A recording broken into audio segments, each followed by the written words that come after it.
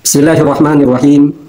An Abi Hurairah radhiyallahu anhu qala qala Rasulullah sallallahu alaihi wasallam innallaha yarda lakum thalathan wa yakrahu lakum thalathan fa yarda lakum an ta'buduhu wa la tusyriku bihi syai'a wa an ta'tasimu bihablillahi jami'a wa la tafarraqu wa yakrahu lakum qila wa qala wa kasrata su'ali wa ida'atal mali. Rawahu Muslim. Nomor hadis 1715. Di dalam hadis ini Rasulullah Sallallahu Alaihi Wasallam menjelaskan 3 hal yang disukai, diperintah, diridhoi oleh Allah Subhanahu wa Ta'ala, dan 3 hal yang dibenci, yang dilarang oleh Allah Subhanahu wa Ta'ala. Maksud dari yang diridhoi oleh Allah Subhanahu wa Ta'ala, yaitu artinya Allah memerintahkan kita melakukan hal tersebut dan akan diberi pahala. Sedangkan benci itu merupakan larangan dan yang mengerjakannya akan mendapatkan dosa. Yang pertama, perkara yang disukai, diridhoi, diperintah oleh Allah Subhanahu wa Ta'ala adalah anta'buduhu. Kita harus menyembah Allah Subhanahu wa Ta'ala. Kita harus beribadah kepada Allah Subhanahu wa Ta'ala, melaksanakan perintah dan menjauhi larangannya.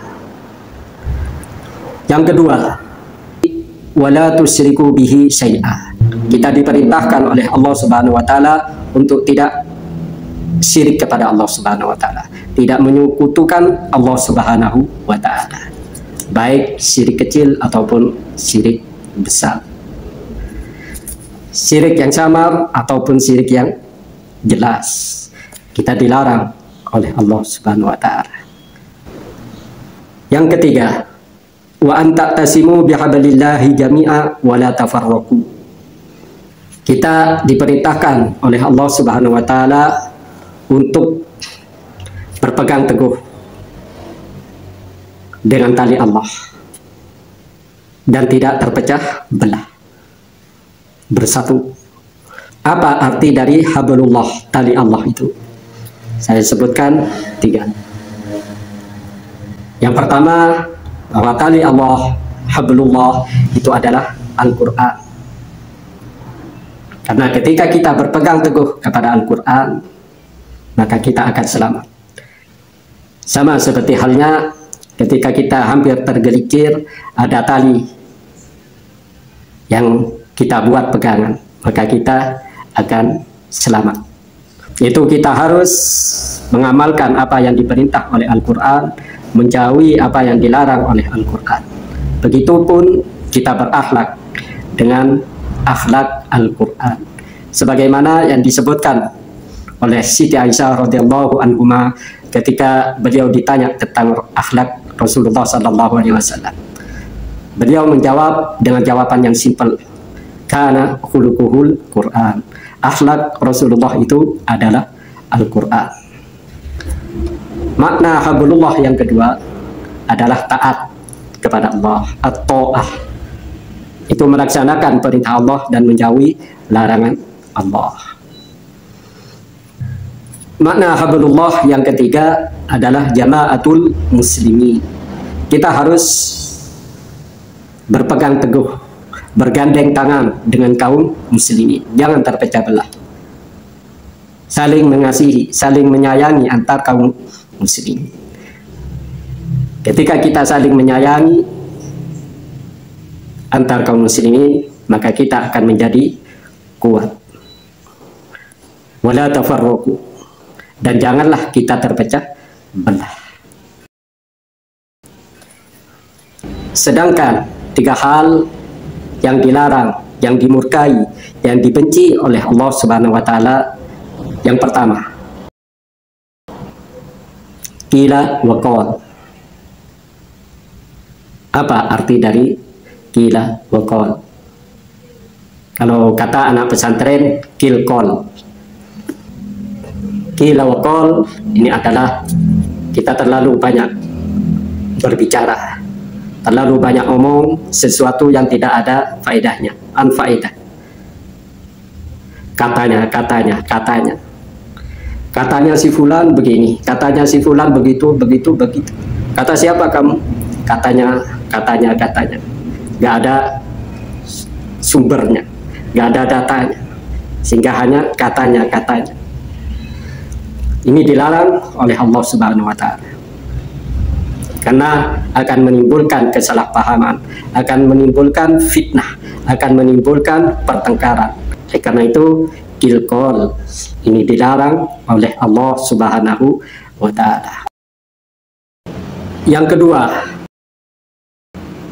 perkara yang dibenci oleh Allah Subhanahu wa Ta'ala di hadis ini, maka kasrata su'al, banyak bertanya, banyak meminta.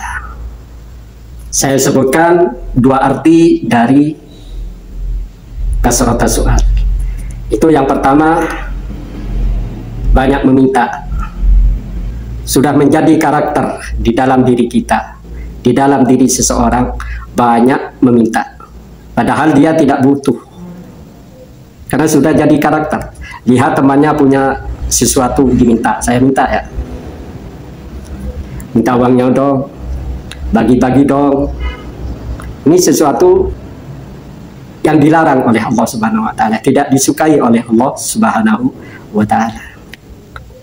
Pengemis dijadikan profesi, padahal meminta-minta sesuatu yang tidak kita butuhkan, bukan dalam keadaan darurat, bukan dalam keadaan terpaksa, itu hukumnya haram.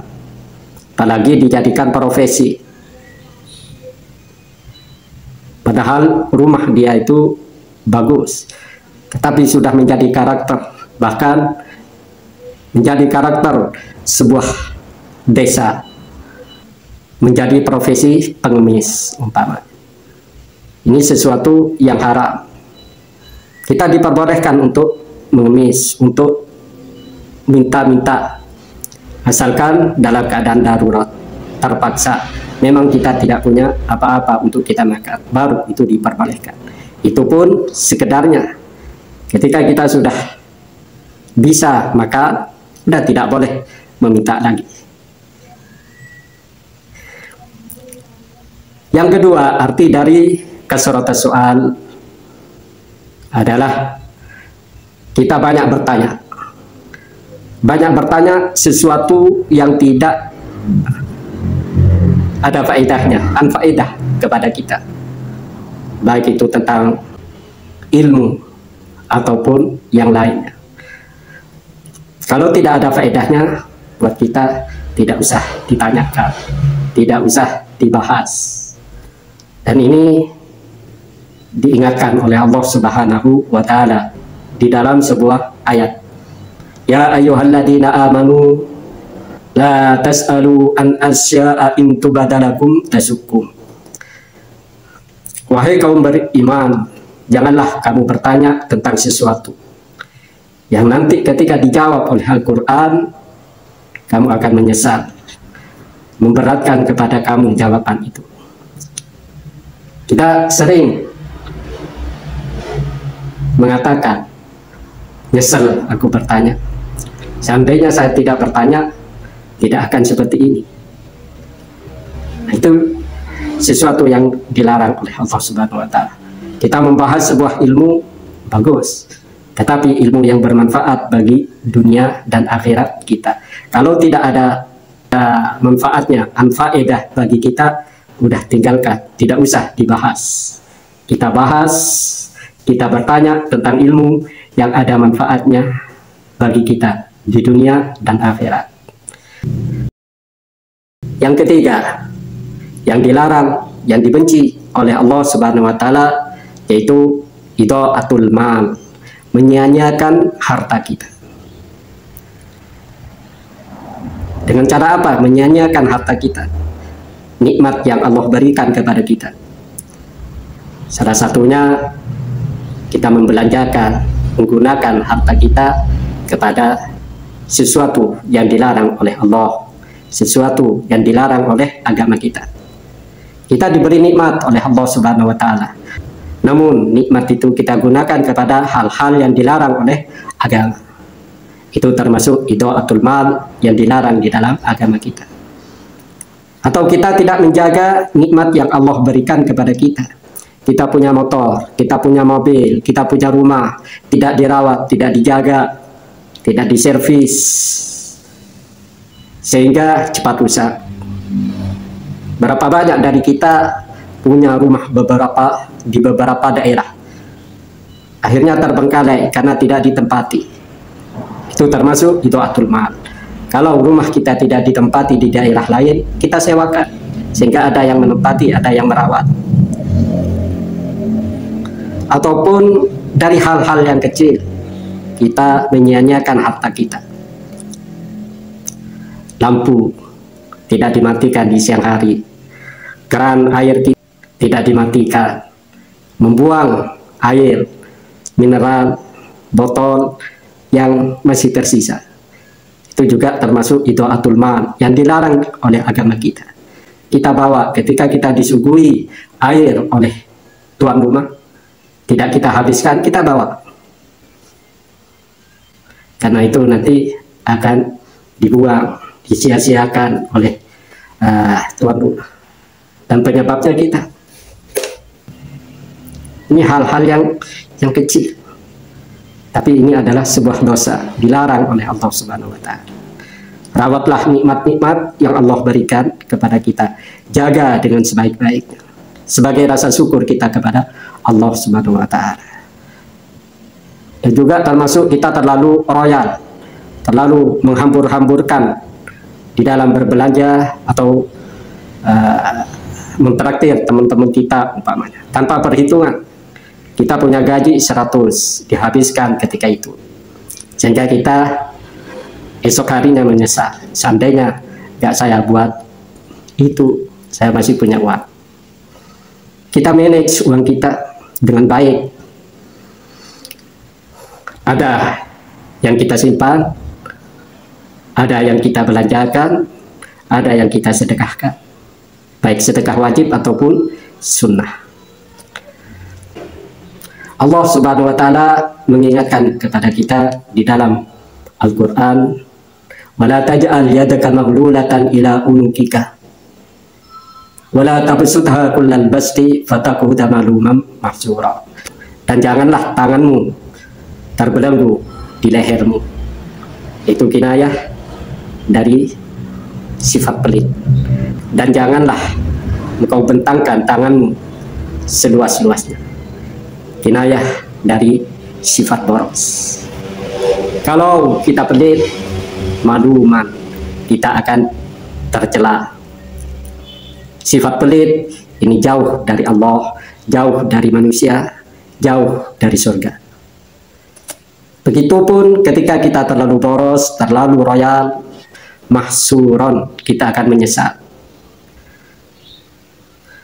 Berapa banyak dari kita kemarin-kemarinnya kaya, tetapi esok harinya dia mengalami kebangkrutan, merugi, karena tidak memanage harta nikmat Allah yang diberikan kepadanya dengan sebaik-baiknya. Itulah 3 hal yang disukai oleh Allah dan 3 hal yang dilarang, dimurkai, dibenci oleh Allah Subhanahu wa taala. Semoga kita bisa mengamalkan apa yang diridhoi oleh Allah dan menjauhi apa yang dilarang oleh Allah Subhanahu wa taala. Amin, Allahumma amin.